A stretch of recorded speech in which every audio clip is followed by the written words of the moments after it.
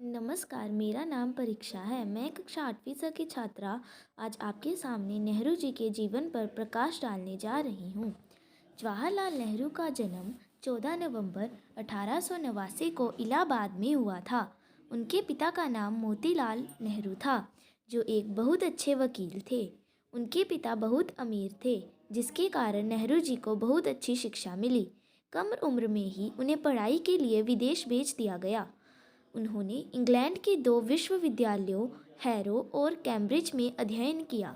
उन्होंने वर्ष 1910 में अपनी डिग्री पूरी की। चूंकि नेहरू अपनी पढ़ाई में एक औसत व्यक्ति थे, इसलिए उन्हें कानून में ज़्यादा दिलचस्पी नहीं थी।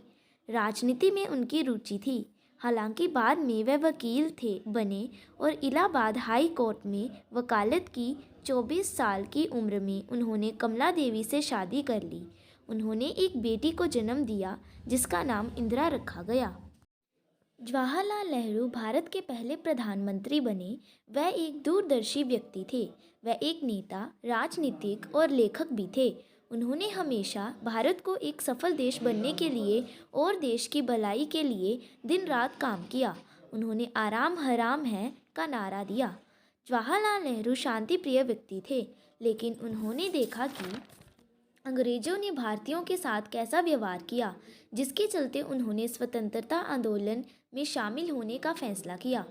उन्हें अपने देश से प्रेम था, जिसके कारण उन्होंने महात्मा गांधी का साथ दिया और महात्मा गांधी के असहयोग आंदोलन में शामिल हो गए। स्वतंत्रता संग्राम में उन्हें कई चुनौतियों का सामना करना पड़ा।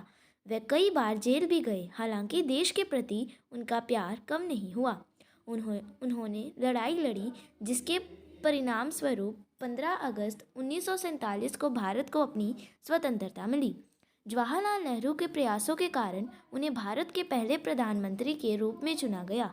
1942 के भारत छोड़ो आंदोलन में नेहरू जी 9 अगस्त 1942 को बम्बई में गिरफ्तार हुए और अहमदनगर जेल में रहे, जहां से 15 जून 1945 को रिहा किए गए। नेहरू ने पंचशील का सिद्धांत प्रतिपादित किया और 1954 में भारत रत्न से अलंकृत हुए। नेहरू जी ने तटस्थ राष्ट्रों को संगठित किया और उनका नेतृत्व किया। नेहरू जी पाकिस्तान और चीन के साथ भारत के संबंधों से सुधार नहीं कर पाए। उन्होंने चीन की तरफ मित्रता का हाथ भी बढ़ाया, लेकिन 1962 में चीन ने धोखे से आक्रमण कर दिया। जवाहरलाल नेहरू को 27 मई